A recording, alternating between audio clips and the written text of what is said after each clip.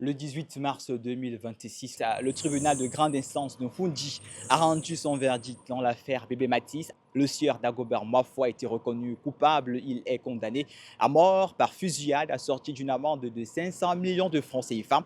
Mais ce jugement est-il inédit au Cameroun et surtout, quelles sont les implications concrètes, notamment en cas de non-paiement de cette lourde amende? Season Media vous dit tout. À l'audience, l'accusé est apparu dans une tenue sobre, affichant une attitude impassible, presque détachée, en contraste saisissant avec les faits. Le meurtre à domicile de son froid d'un enfant de 6 ans.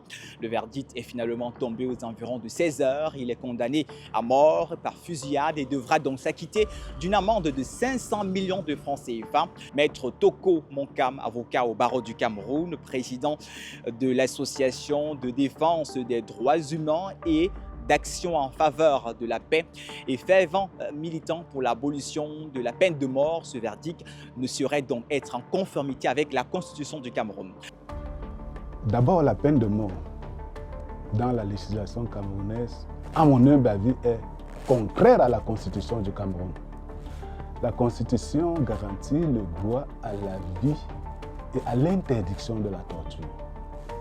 Or, la peine de mort est contraire aux dispositions constitutionnelles. Donc, en tant que citoyen vigilant, je pense dans un premier temps que la peine de mort est illégale en fait. Même si les magistrats l'appliquent, elle est contraire à la Constitution du Cameroun qui garantit le droit à la vie à toute personne. Je vais peut-être vous surprendre lorsqu'on parle de l'interdiction de la torture. L'interdiction de la torture n'est pas limitée à une personne, elle est absolue.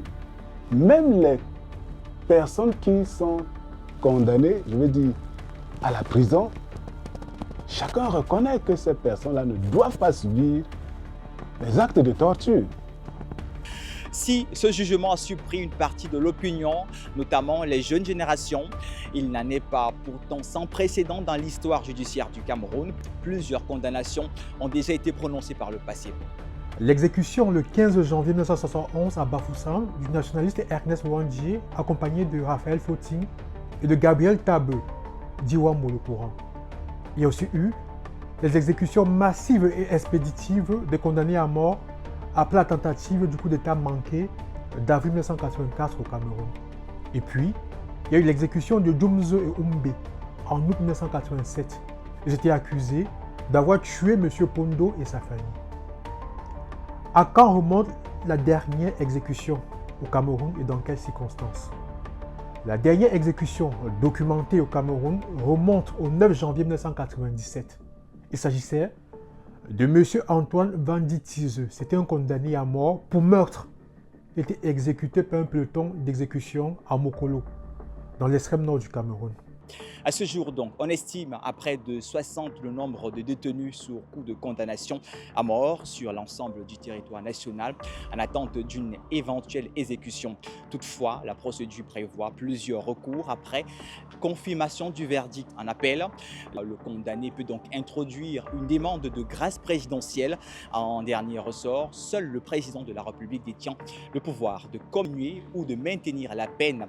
Qu'en est-il de la fameuse amende fixée à 500 millions de francs CFA qui constitue également un enjeu majeur dans cette affaire? Il est dans l'obligation de payer cette amende. Et même s'il veut exercer une voie de recours, il devra payer ce montant. Désormais reconnu coupable, Dagobert Mafo entre dans la phase d'incertitude. Obtiendra-t-il la clémence présidentielle ou restera-t-il des décennies dans le couloir de la mort de la prison centrale de Yaoundé? Seul l'avenir le dira. Qu'avez-vous ressenti après ce verdict? Dites-le nous en commentaire et n'oubliez surtout pas de liker, de partager et de vous abonner à Season Media pour plus de contenu.